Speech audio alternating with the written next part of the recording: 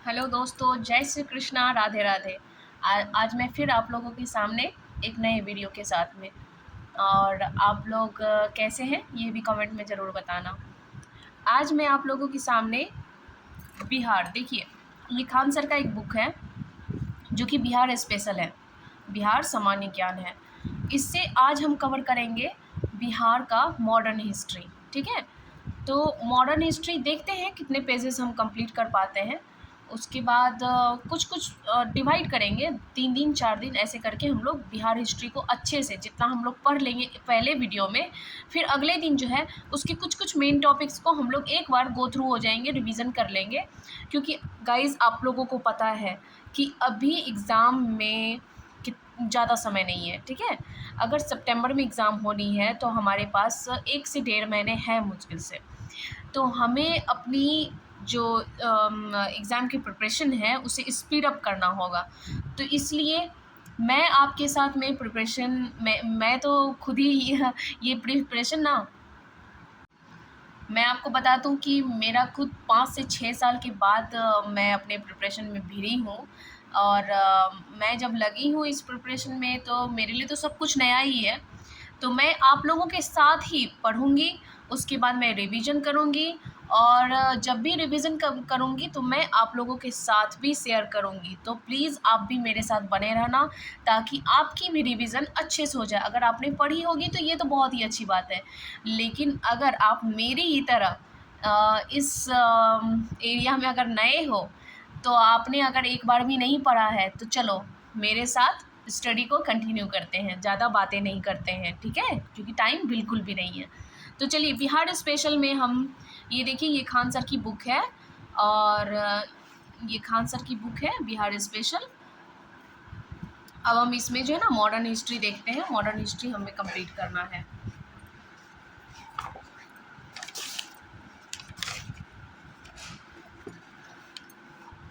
देख लीजिए, इसमें देखती हूँ मैं पेज नंबर कितना है।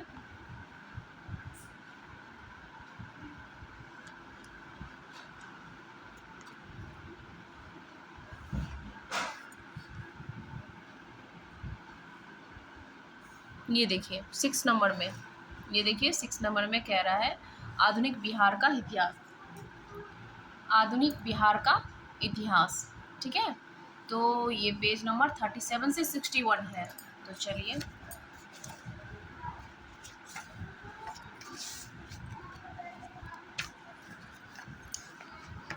चलिए दोस्तों, ये देखने मैंने 1-2 पेज पढ़ा था, जो उसके बाद फिर मौका नहीं मिला।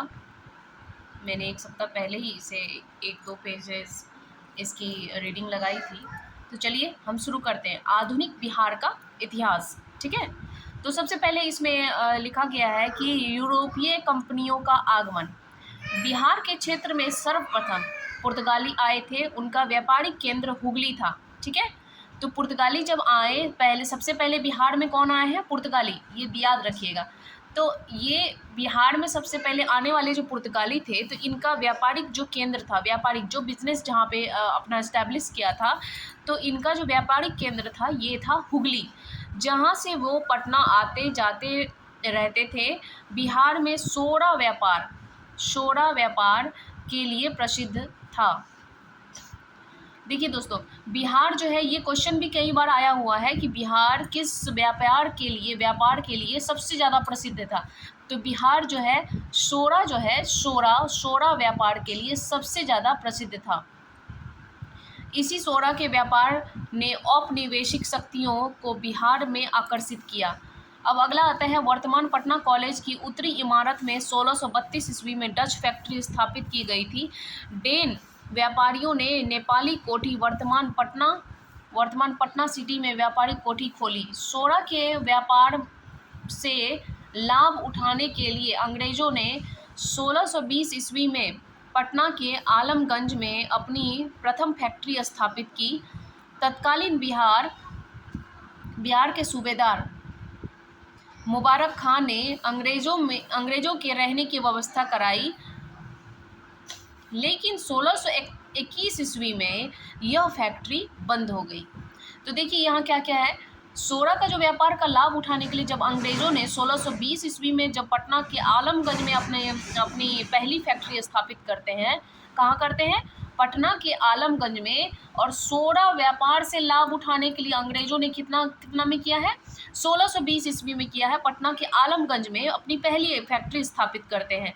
तो तत्कालीन बिहार के सूबेदार मुबारक खान, तो उस समय जो वहाँ के जो बिहार के जो सूबेदार थे उनका नाम था मुबारक खान, तो उन्होंने अंग्रेज़ों के रहने की व्यवस्था करवाई। ठीक है, इसके बाद क्या कि लेकिन 1621 ईस्वी में यह फैक्ट्री बंद हो गई।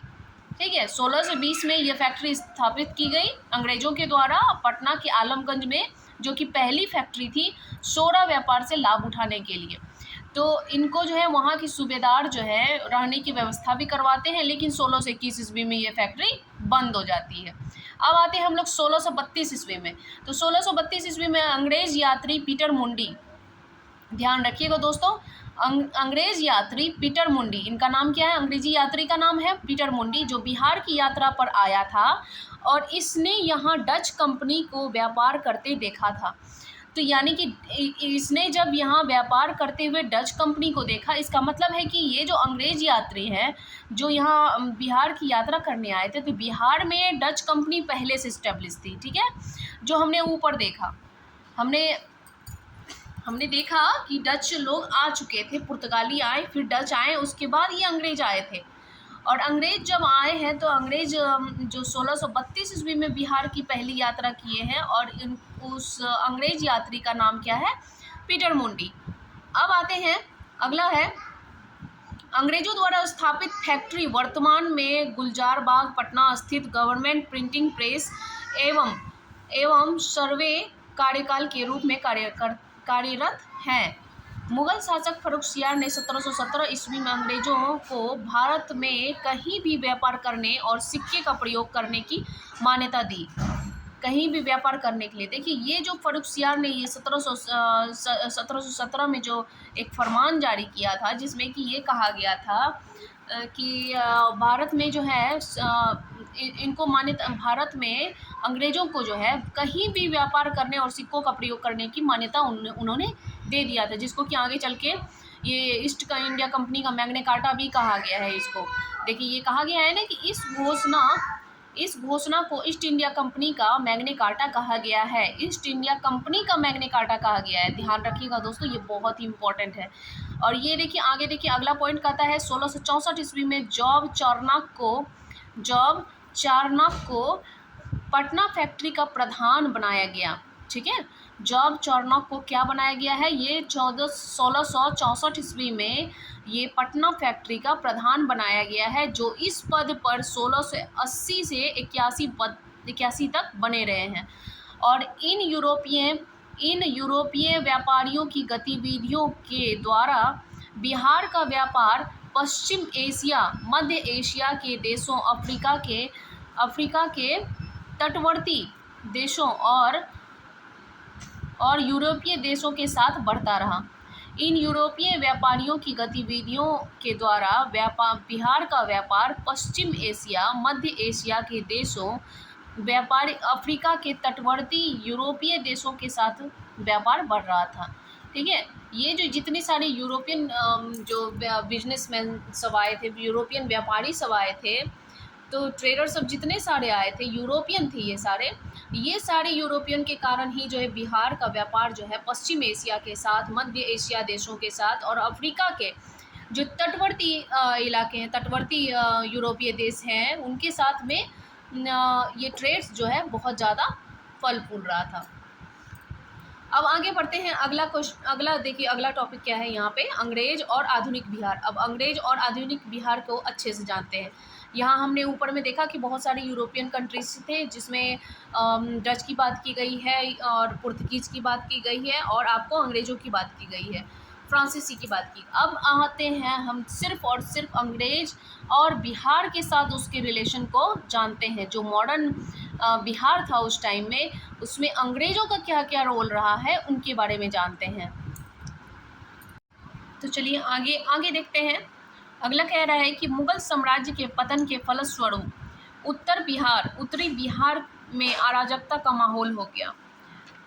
बंगाल के नवाब अलीवर्दी खान ने 1752 ईस्वी में अपने पोते सिराजुद्दौला, अलीवर्दी खां का जो पोता था सिराजुद्दौला, जो कि 1752 ईस्वी में उनको अपना उत्तराधिकारी नियुक्त कर दिया गया।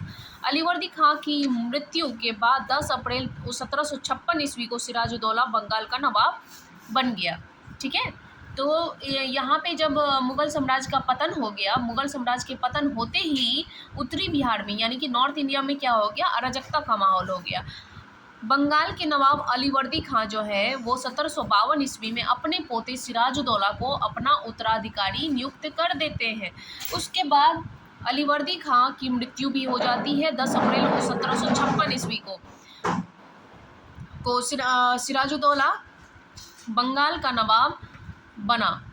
और बंगाल का नवाब जो है अलीवर्दी खां के मृत्यु के बाद, यानी कि अलीवर्दी खां की जब मृत्यु हो जाती है तो उसके बाद 10 अप्रैल 1756 ईस्वी में सिराजुद्दौला बंगाल का नवाब बन जाता है।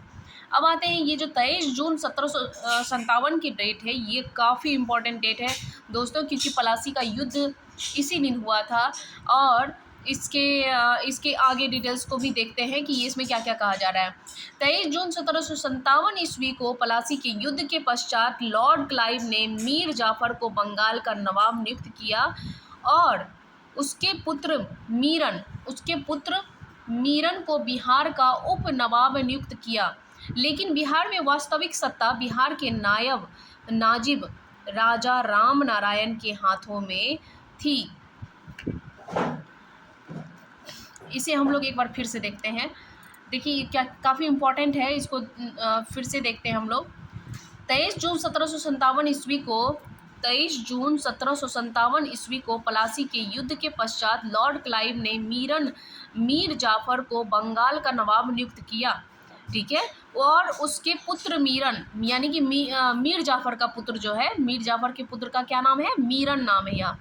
और मीर जाफ़र के पुत्र मीरन को जो है बिहार का उप नवाब, ठीक है दोस्तों, ध्यान रखिएगा, मीर जाफ़र को बंगाल का नवाब नियुक्त किया और मीर जाफ़र के ही बेटे मीरन जो है उसको बिहार का उप नवाब नियुक्त कर दिया, उप नवाब, ठीक है, वो नियुक्त कर दिया।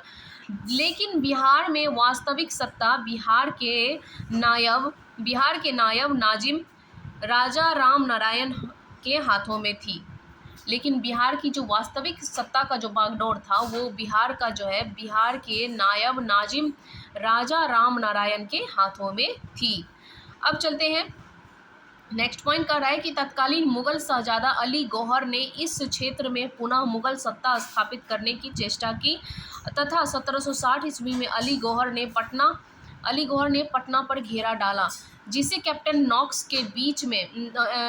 नॉक्स के नेतृत्व में अंग्रेजी सेना ने मार भगाया। ठीक है, देखिए मुगल शहजादा जो था अली गौहर के बारे में आपने नाम भी सुना होगा।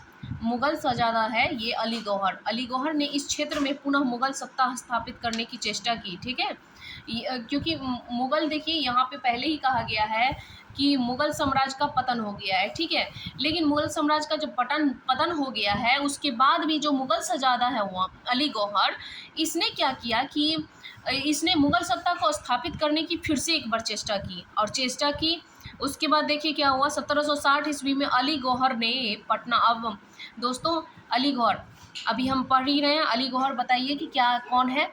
अली गौहर है मुगल शहजादा अली गौहर, जो कि मुगल सत्ता को स्थापित करने की चेष्टा कर रहा है। वो 1760 ईस्वी में पटना पर घेरा डालता है। सबसे पहले वो क्या करता है, सबसे पहले पटना पे घेरा डालता है और उस समय कैप्टन नॉक्स के नेतृत्व में अंग्रेजी सेना को मार भगाया, जिसे कैप्टन नॉक्स के नेतृत्व में अंग्रेजी सेना ने मार भगाया। अब कहा जा रहा है कि ये जो कैप्टन नॉक्स थे, इसके नेतृत्व में जो अंग्रेजी सेना थी, उन्होंने क्या किया, उन्हें मार भगा दिया। किसे, अली गौहर को, जो मुगल साम्राज्य के शहजादे हैं, वो उनको मार भगाया। और उन्होंने पहला जो है अटैक कहाँ किया है, पहला घेरा कहाँ दिया था, ये किया था उन्होंने पटना में किया था। ठीक है, पटना पर उन्होंने पहला घेरा डाला था। मुगल सम्राट आलमगीर द्वितीय की मृत्यु के बाद अली गौहर का पटना में 1760 ईस्वी में अंग्रेजों की फैक्ट्री में राज्याभिषेक किया।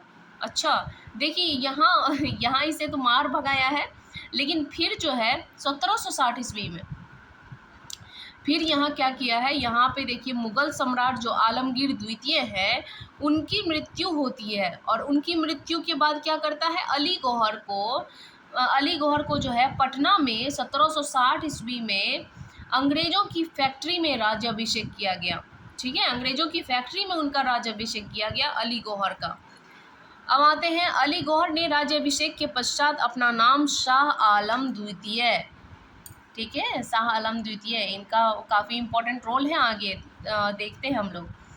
शाह आलम द्वितीय रखा। अंग्रेजों ने 1760 ईस्वी में मीर कासिम को बंगाल का नवाब बनाया। अब 1760 ईस्वी में जो है मीर कासिम को बना दिया गया है बंगाल का नवाब। अंग्रेज के हस्तक्षेप से मुक्त रहने के उद्देश्य से बंगाल के नवाब मीर कासिम ने अपनी राजधानी मुर्शिदाबाद से हटाकर मुंगेर में स्थापित कर दी। ये काफ़ी बार ये क्वेश्चन आता है कि मीर कासिम जो है उन्होंने अपनी राजधानी कहाँ से हटाकर कहाँ कर दी, मुर्शिदाबाद से हटाकर के कहाँ स्थापित किया है। ये एक बार बीपीएससी में क्वेश्चन भी आया हुआ है, ठीक है, अगर आप प्रीवियस ईयर क्वेश्चन देखेंगे तो वहाँ पे आपको ये चीज़ मिलेगा। तो मीर कासिम जो है, जो 1760 ईस्वी में अंग्रेजों के द्वारा बनाया जाता है बंगाल का नवाब, इनका जो है इन्होंने अपनी राजधानी को मुर्शिदाबाद से हटा करके कहाँ कर दिया है, इन्होंने मुंगेर रख दिया है। अब हम आते हैं 1764 ईस्वी में, कहा जा रहा है 1764 ईस्वी में बक्सर का युद्ध हुआ था, ठीक है दोस्तों। और इस युद्ध में बंगाल के नवाब जो है मीर कासिम, अवध के नवाब शुजा-उद-दौला और मुग़ल सम्राट शाह आलम द्वितीय, हमें पता है कि ये शाह आलम द्वितीय जो है इन्होंने अपना नाम रखा था, जो कि पहले इनका नाम क्या था, अली गौहर था, अली गौहर था। और देखिए यहाँ पे कहा जा रहा है कि ये जो है 1760 ईस्वी में जो 1764 ईस्वी में जो बक्सर का युद्ध हुआ था, इसमें 3 लोगों ने भाग लिया था। इस युद्ध में कौन कौन थे, इस युद्ध में थे, पहले आप बंगाल के नवाब मीर कासिम को देख लीजिए, फिर दूसरे नंबर पे हैं अवध के शुजा-उद-दौला और मुग़ल सम्राट शाह आलम द्वितीय। देखिए ब्रैकेट में यहाँ दिया भी हुआ है कि अली गौहर, इन्होंने अपना नाम चेंज किया है, जो कि चेंज करके रखा है शाह आलम द्वितीय, और ये कौन थे, अली गौहर थे। तो इनकी संयुक्त सेना जो है सर हेक्टर मुनरो के नेतृत्व में अंग्रेजी की सेना ने पराजित कर दिया। इन तीनों की सेना और इधर एक अकेला अंग्रेज की सेना, ठीक है। तो अंग्रेज की सेना की सेना का जो नेतृत्व कर रहे थे वो सर हेक्टर मुनरो कर रहे थे, जिन्होंने क्या किया, बहुत ही बुरी तरह से इन्हें परास्त कर दिया है। और जब इसे पराजित किया तो देखिए उसके बाद फिर क्या होता है कि इन्होंने एक अलायंस भी किया है।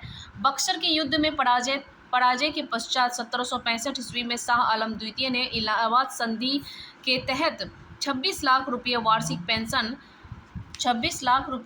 पेंशन के बदले बिहार, बंगाल, उड़ीसा के क्षेत्रों में दीवानी अर्थात लगान वसूली का अधिकार ईस्ट इंडिया कंपनी को प्रदान किया।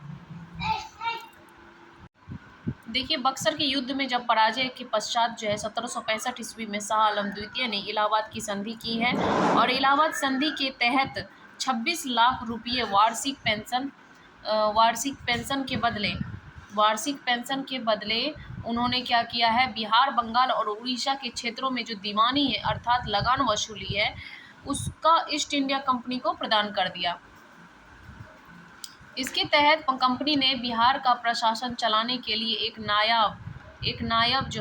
नायब नाजिम उप प्रांतपति के पद का सृजन किया। कंपनी की अनुमति के बिना यह नहीं भरा जा सकता था। अंग्रेज कंपनी की अनुशंसा पर ही नायब नाजिम अथवा उप प्रांतपति की नियुक्ति होती थी। 1765 ईस्वी में बक्सर के युद्ध के बाद अंग्रेजों को बिहार की दीवानी प्राप्त हो गई थी, लेकिन अंग्रेजी प्रशासनिक जिम्मेदारी प्रत्यक्ष रूप से नहीं थी। कोर्ट ऑफ डायरेक्टर के विचार विमर्श करने के बाद लॉर्ड क्लाइव ने 1765 ईस्वी में बंगाल और बिहार के क्षेत्र प्रणाली को लागू कर दिया गया था। द्वैत शासन प्रणाली के समय बिहार का प्रशासनिक भार मिर्जा मोहम्मद कासिम खां मीर जाफर का भाई जो है मीर जाफर का भाई है, उसके हाथों में था और उप सूबेदार धीरज नारायण जो राजा राम नारायण का भाई था, उसको सहायता के लिए नियुक्ति किया गया था। 1766 ईस्वी में पटना में स्थित 1766 ईस्वी में पटना में स्थित अंग्रेजों की फैक्ट्री व्यापारिक केंद्र के मुख्य अधिकारी मिडिल्टन को राजा धीरज नारायण और राजा सिताब राय के साथ एक प्रशासन मंडली का सदस्य नियुक्त किया गया। ये देखिए, एक जो है मिर्जा मोहम्मद कासिम, यहाँ पे द्वैत शासन प्रणाली लाया गया बिहार में, जो कि कोर्ट ऑफ डायरेक्टर के विचार विमर्श करने के बाद लॉर्ड क्लाइव लाए हैं 1765 ईस्वी में। बंगाल और बिहार के क्षेत्रों में द्वैत शासन प्रणाली को लागू कर दिया गया। तो फिर ये देखिए, ये किसके विचार विमर्श पे आया था? ये कोर्ट ऑफ डायरेक्टर के विचार विमर्श पे आया था। और ये कब आया था? बक्सर के युद्ध के बाद अंग्रेजों को दीवानी प्राप्त हो गई, लेकिन अंग्रेजी प्रशासनिक जिम्मेदारी प्रत्यक्ष रूप से नहीं थी। प्रशासनिक जो जिम्मेदारी थी वो प्रत्यक्ष रूप से नहीं थी, लेकिन कोर्ट ऑफ डायरेक्टर के विचार विमर्श करने के बाद जो है लॉर्ड क्लाइव 1765 ईस्वी में जो है बंगाल और बिहार के क्षेत्र में द्वैत शासन प्रणाली। अब आगे देखिए, अगला है द्वैत शासन प्रणाली के समय बिहार का प्रशासनिक भार मिर्जा मोहम्मद कासिम खां मीर जाफर का भाई। ठीक है, ये जो द्वैत शासन प्रणाली के समय बिहार का प्रशासनिक भार है वो मिर्जा मोहम्मद कासिम खां के हाथों में था। ठीक है, उप सूबेदार कौन है? धीरज नारायण जो राजा राम नारायण का भाई है, को सहायता के लिए नियुक्त किया गया, यानी कि उन्हीं को सहायता प्रदान करने के लिए इनको नियुक्त किया गया था। और 1766 ईस्वी में पटना स्थित अंग्रेजों की जो फैक्ट्री थी, जो व्यापारिक केंद्र था, वो उसके मुख्य अधिकारी कौन थे? मिडिल्टन थे। मिडिल्टन को राजा धीरज नारायण और राजा सिताब राय के साथ एक प्रशासन मंडली का सदस्य नियुक्त किया गया था। 1770 ईस्वी में बिहार के लिए पटना में एक लगान परिषद का गठन किया गया। इसका अध्यक्ष जेम्स अलेक्जेंडर था और इस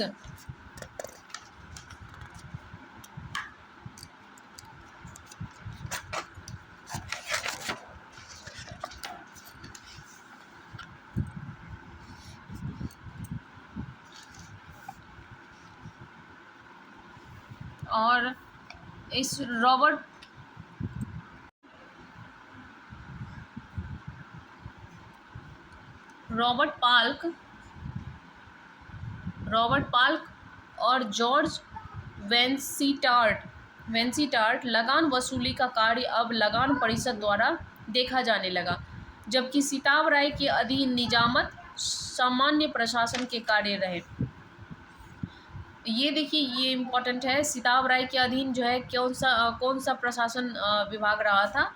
ये रहा है सामान्य प्रशासन, जो कि निजामत कहा जाता है, जिसे कि सामान्य प्रशासन भी कहते हैं, उसके कार्य रहे। और 1790 ईस्वी तक जो है अंग्रेजों ने बिहार में फौजदारी प्रशासन को भी अपने नियंत्रण में ले लिया।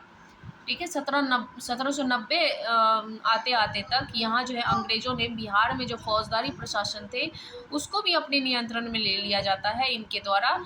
और पटना में प्रथम अंग्रेज मजिस्ट्रेट के पद पर, पटना में जो पहले अंग्रेज मजिस्ट्रेट होते हैं उनके पद पर कौन नियुक्त किए जाते हैं? ये किए जाते हैं चार्ल्स फ्रांसिस ग्रांड। पटना के प्रथम अंग्रेज मजिस्ट्रेट के पद पर चार्ल्स फ्रांसिस ग्रांड को नियुक्त किया गया। 1793 ईस्वी में सर्वप्रथम लॉर्ड कॉर्नवालिस के द्वारा बंगाल एवं बिहार में अस्थायी बंदोबस्त शुरू की गई। ठीक है, अब देखिए यहाँ पे लॉर्ड कॉर्नवालिस के द्वारा क्या किया गया है, 1793 ईस्वी में अस्थायी बंदोबस्त की शुरुआत की गई है।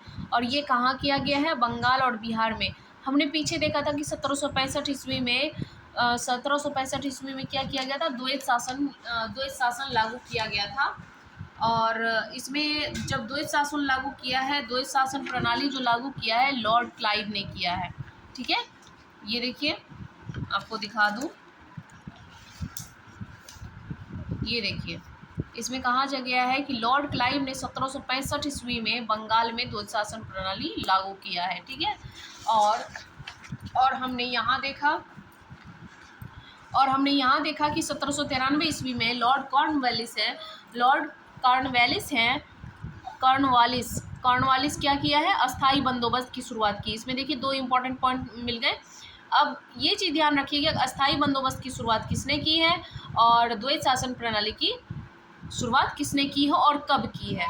तो किसने और कब, ये दोनों चीज़ ध्यान रखना है। अस्थायी बंदोबस्त जो है लॉर्ड कॉर्नवालिस ने की है और 1793 ईस्वी में की है। और जो हमने पढ़ा था द्वैत शासन प्रणाली, वो किया है लॉर्ड क्लाइव ने किया है और 1765 ईस्वी में किया है। अब आगे बढ़ते हैं। 1770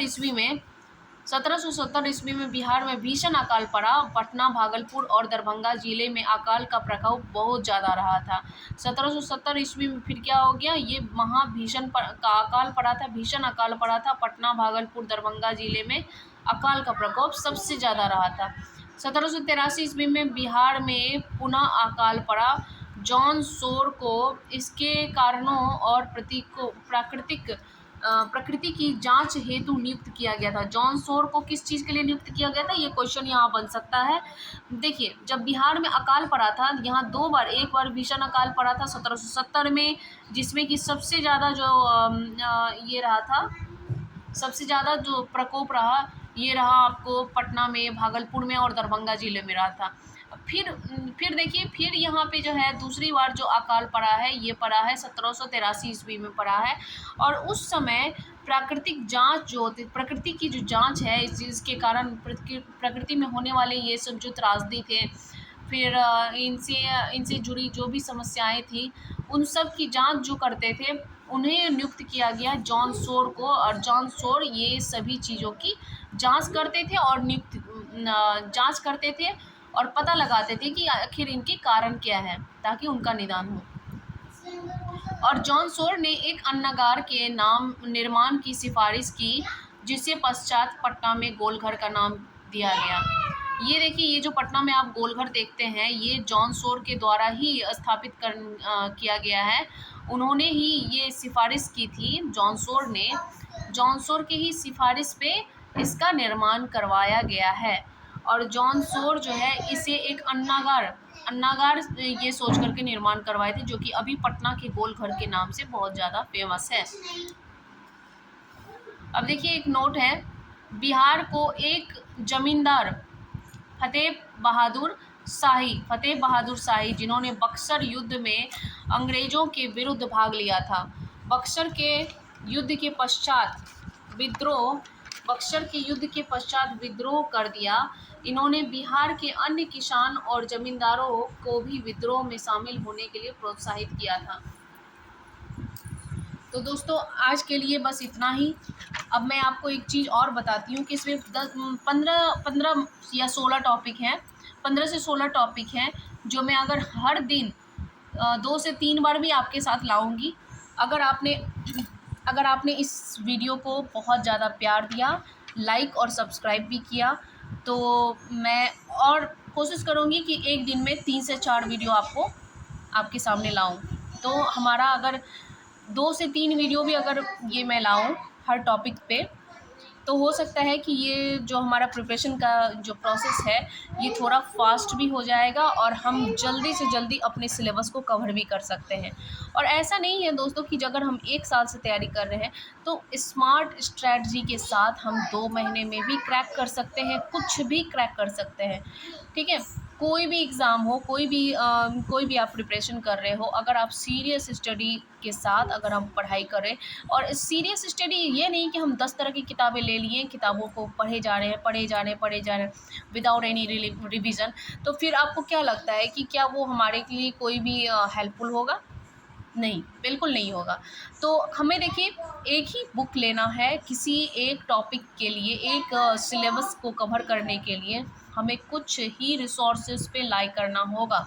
और अगर हमें कुछ रिसोर्सेज़ को अपनाया और उसे बैक टू बैक एकदम रिवीज़न किए जा रहे हैं, गो थ्रू होते जा रहे हैं, तो हमें नहीं लगता है कि उससे कुछ भी इधर-उधर होगा क्वेश्चन, ठीक है?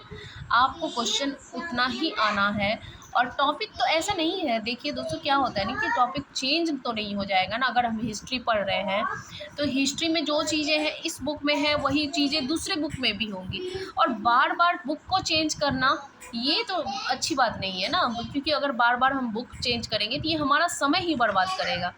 हमें लगता है कि हाँ, हो सकता है, बेशक हो सकता है कि एक किताब में अगर 1-2 पॉइंट छूट गया है, तो दूसरी किताब में वो चीज़ ऐड ऑन किया जाएगा। तो वो हो सकता है। 1-2 टॉपिक के लिए आप पूरी किताब पढ़ेंगे, तो हो सकता है आपके समय तो बर्बाद होंगे ही, लेकिन इस बार चूक जाएँ, तो हमें वैसा काम नहीं करना है।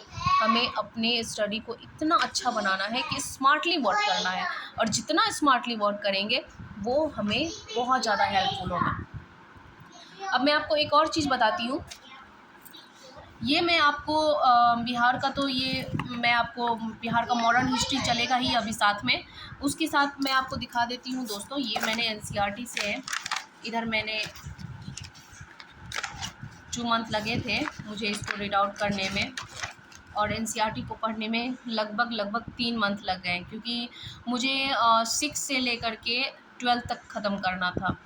तो मुझे 3 मंथ्स से थोड़ा-सा ज़्यादा ही लग गया, क्योंकि एक्चुअली क्या था ना कि मैं रुक-रुक के कभी-कभी किसी दिन होता था मैं पढ़ती थी, किसी दिन नहीं होता था। तो किसी दिन होता था कि 7 से 8 घंटे भी पढ़ लेती थी। तो दोस्तों क्या होता है ना कि सभी लोगों से मैंने सुना था, काफ़ी टॉपर्स को सर्च किया कि कैसे पढ़ना चाहिए, कैसे नहीं पढ़ना चाहिए। तो जब काफ़ी पढ़ने के बाद मुझे कुछ जो भी टॉपर्स बोल रहे थे कि नहीं, आपको एनसीईआरटी से कम शुरू करना चाहिए, तो मैंने भी सोचा कि क्यों ना एनसीईआरटी को एक बार पढ़ लिया जाए।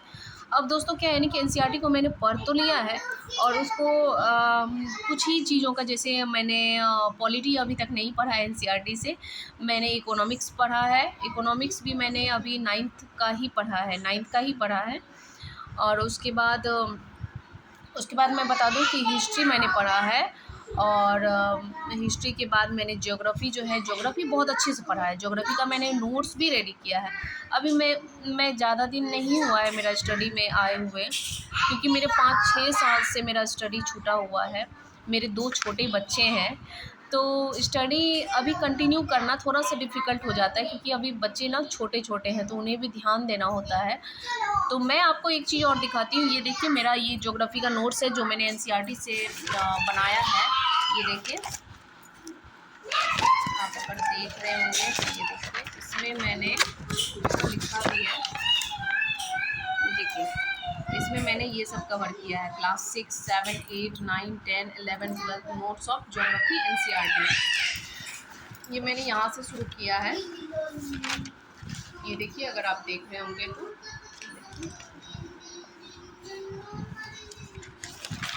ये देखिए, सारे टॉपिक्स मैंने किए हैं। जैसे नेचुरल वेजिटेशंस, ये मैंने लिख भी दिया है। नेचुरल वेजिटेशन लेसन 7 है एनसीईआरटी ज्योग्राफी के, और natural vegetation and wild life ये भी मैंने देखिए। और ये देखिए, सब मैंने लेसन भी लिखा है साथ साथ। लेसन 9 है एनसीईआरटी ज्योग्राफी के हैं।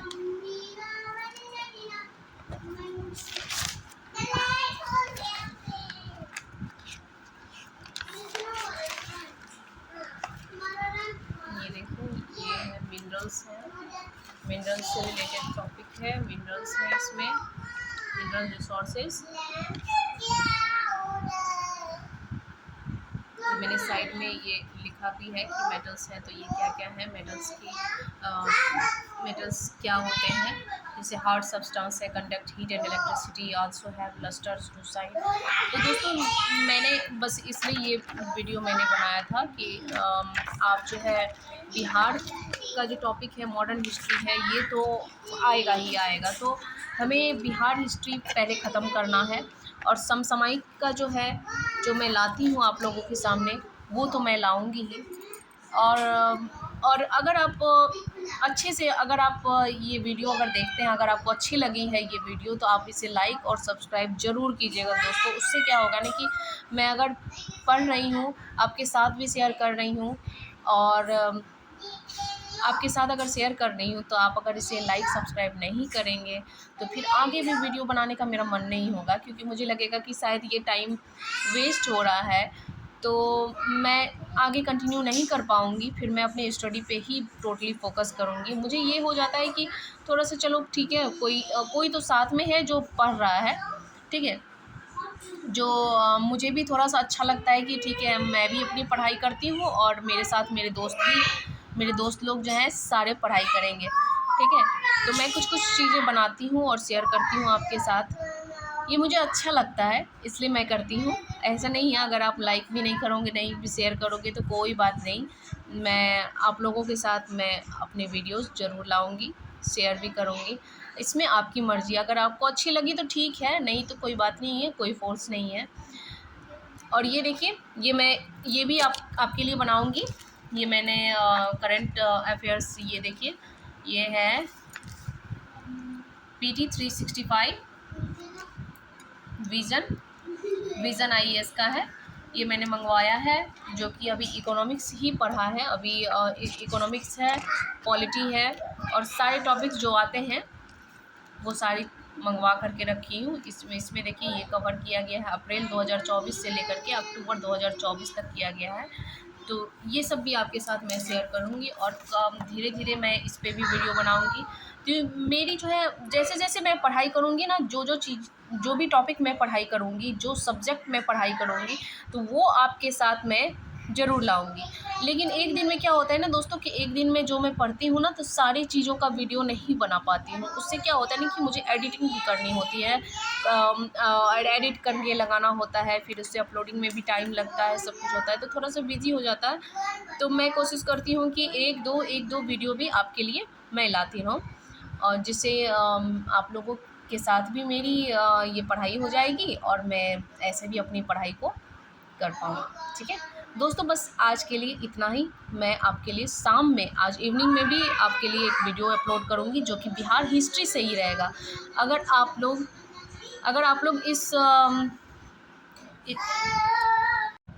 आज शाम में भी मैं आप लोगों के लिए एक वीडियो लाऊंगी, जो कि बिहार हिस्ट्री से ही रहेगा।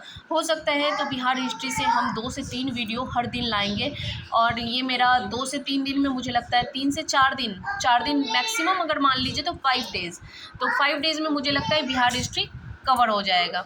और मैं उसके बाद मैं आपको अपना बिहार हिस्ट्री का नोट्स भी आपको दिखाऊंगी कि मैंने क्या बनाया है, कैसे बनाया है, कैसे पढ़ा है, मैंने क्या क्या लिखा है नोट्स में। तो हम नोट्स को भी एक बार रिवीजन कर लेंगे, ठीक है दोस्तों। तो अब मैं यहीं पे स्टॉप करती हूँ, और जय श्री कृष्णा, राधे राधे।